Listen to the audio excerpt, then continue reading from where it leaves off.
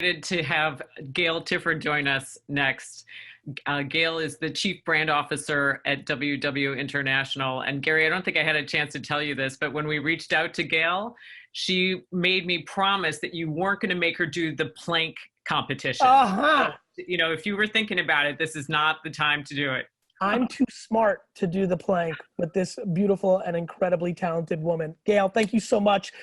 Full disclosure, this is one of my favorite I'm going to try. I need to be, I'm doing editorial today, so I don't want to turn this into like a PR gush fest, but Gail Tifford has been, her number one stat for me, has been best friends since I think they were 4 with Claude Silver, our chief heart officer, who's the most important executive at VaynerX. And so there's that. She introduced me to Claude. So I forever, to my last breath, owe her for that. She was one of the most thoughtful, intuitive marketers I met in my early career when she was dominating at Unilever and was a big part of us getting to do real business there.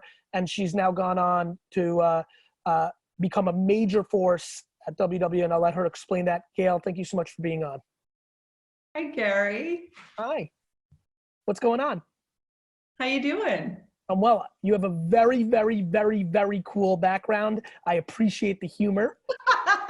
Yeah, why don't you introduce yourself to everybody? Give it a little 2-3 minutes on who you are and what you're doing these days.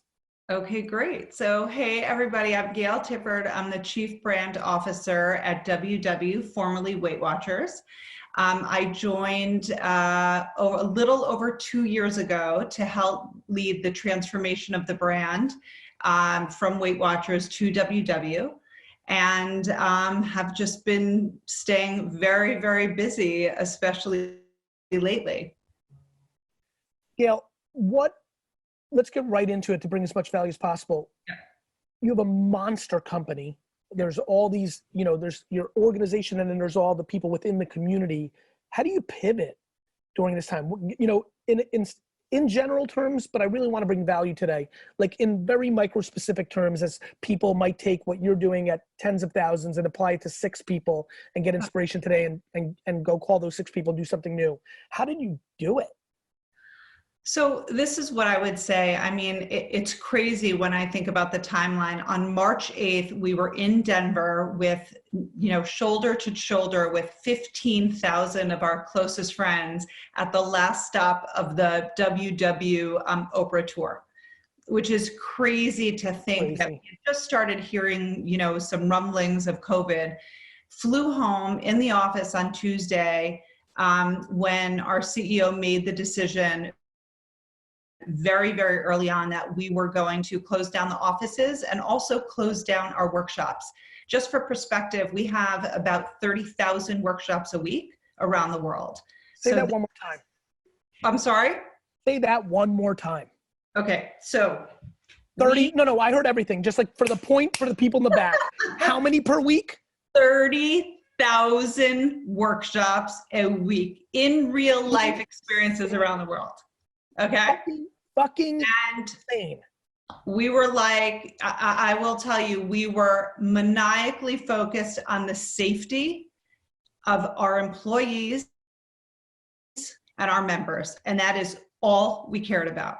And so boom, we shut down, and the product and tech and brand team, we pivoted to say, well, wait a minute, like we're a community. We can't just walk away from these, from all of our members. And so within 6 days, we had migrated all of those workshops to virtual workshops. We trained thousands of coaches and we were up and running, which is— Gail, tell the truth.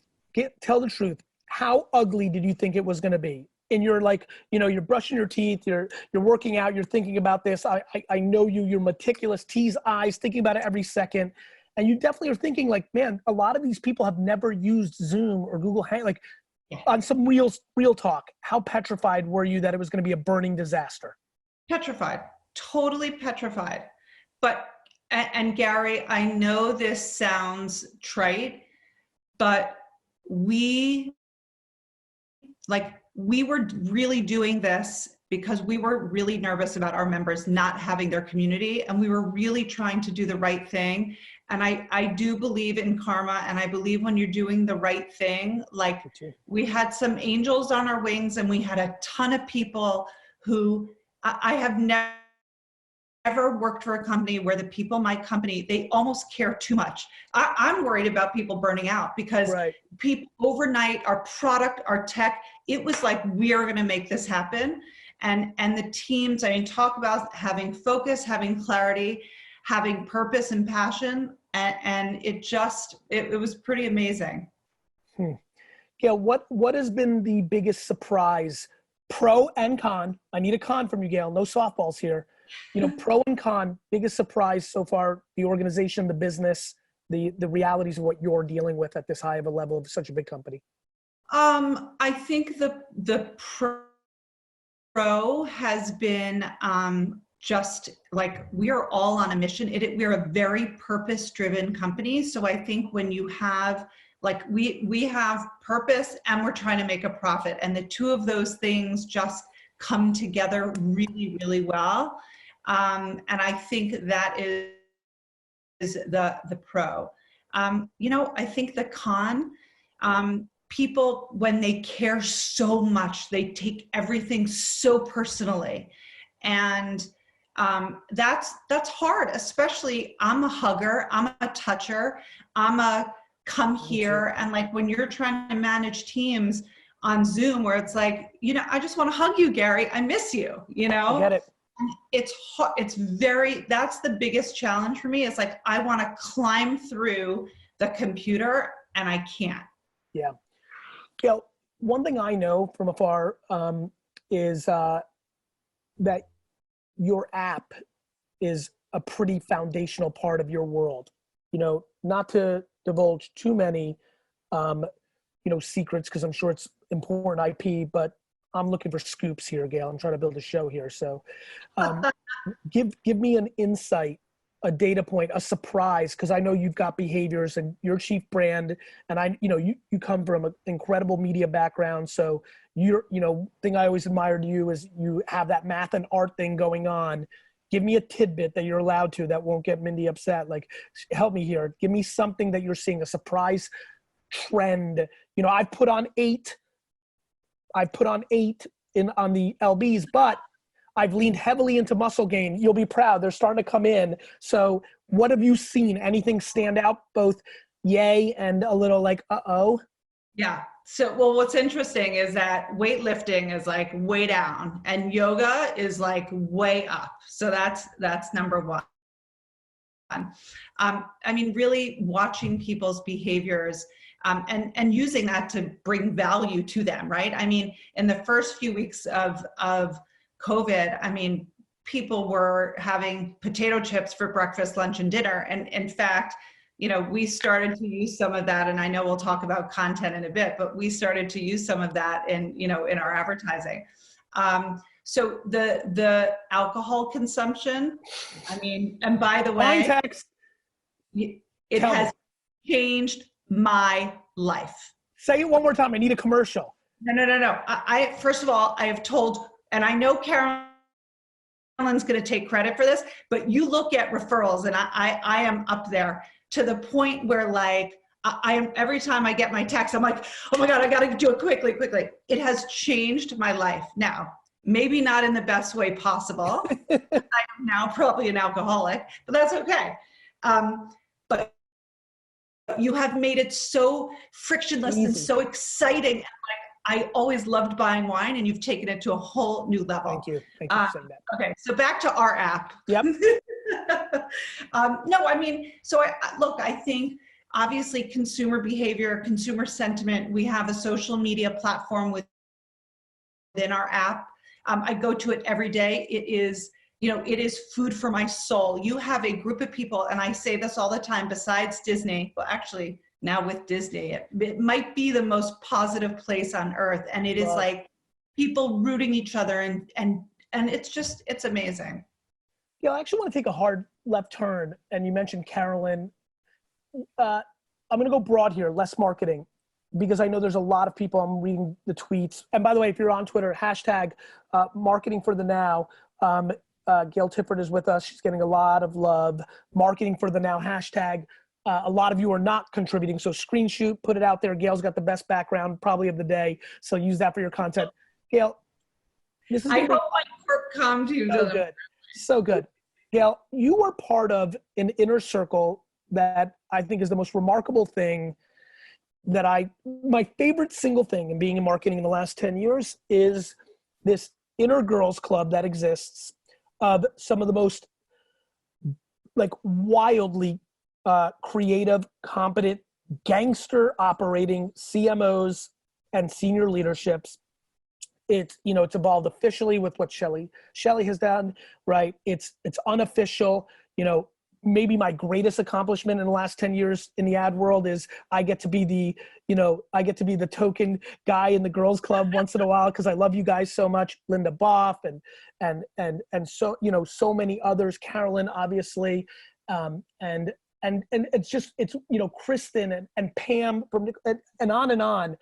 I actually think what you're doing is so remarkable that I think it should be replicated, and I'm sure it's replicated in other businesses, but I'm in enough other industries to know that what you've got going on is a little bit more special than what I've seen in Silicon Valley and the wine world and in small, you know, give people a little color to what I'm talking about and how it's manifested maybe even during this time, because it is a true authentic support system that I've not seen replicated. Yeah.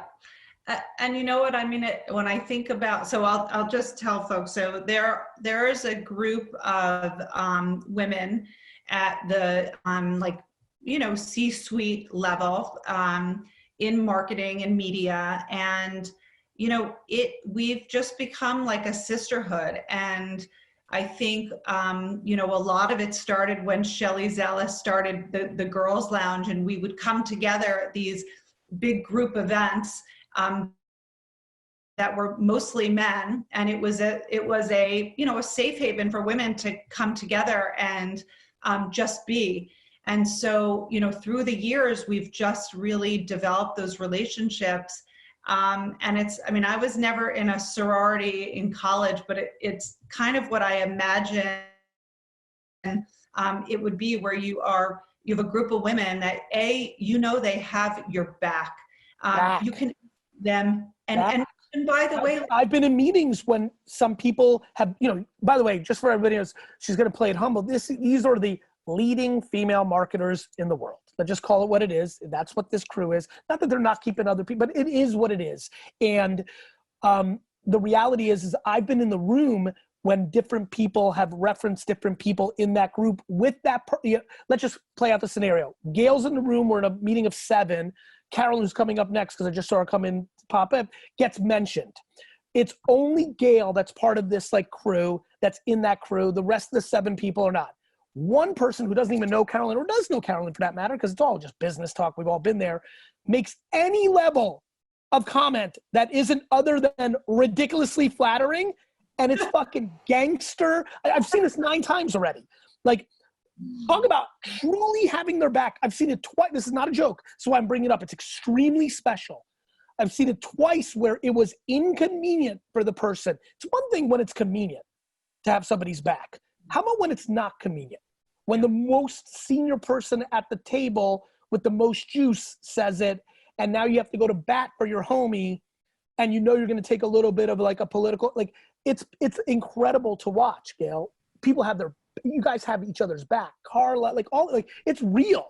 It is real. And I feel so blessed. And the one thing, look, that I want to make clear is that I think for all of us, like we all have very healthy relationship, you know, with men in our industry. And in fact, many of us, you know, men were our mentors. So this is not like, you know, a man-hated thing. This is just like Carolyn can talk about, you know, like her eyelashes, and I could talk about my roots, and then we can talk about how we have to find $100 million in savings and how we're heading back to like the span of what we can talk about. Oh my God, we a bunch of us got together. So I'm not kidding. Once in a while I get invited and it's like a huge highlight for me. We had a virtual wine thing the other day and literally I was like 2 minutes late off a client and we're talking about hair coloring for the first 15 minutes.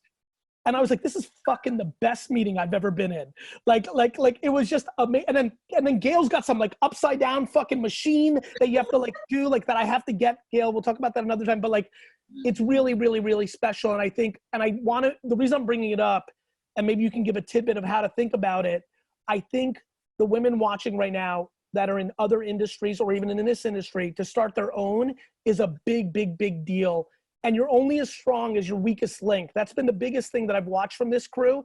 The group is big but small, and I think that it's true support. And so you got to make sure if the lowest woman on the totem pole is actually not there for true support, she's clout climbing or she's backstabbing, like she can't be there. It's a true thing.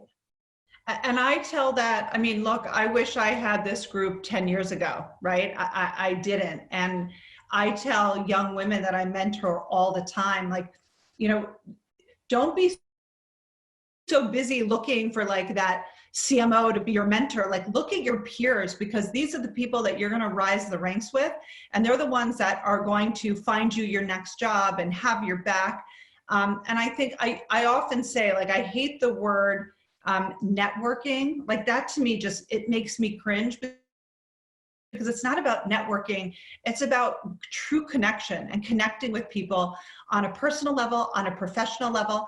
And if we didn't, you know, I think the beauty of these relationships is that we can talk about everything from our children to our businesses, sometimes our husbands, you know, but it's, we're shooting transparent here. Always their husbands. You want to, men, you want to have real fun insight and really like learn, like, definitely join as the single man in an all-female, and I'm talking alpha crew.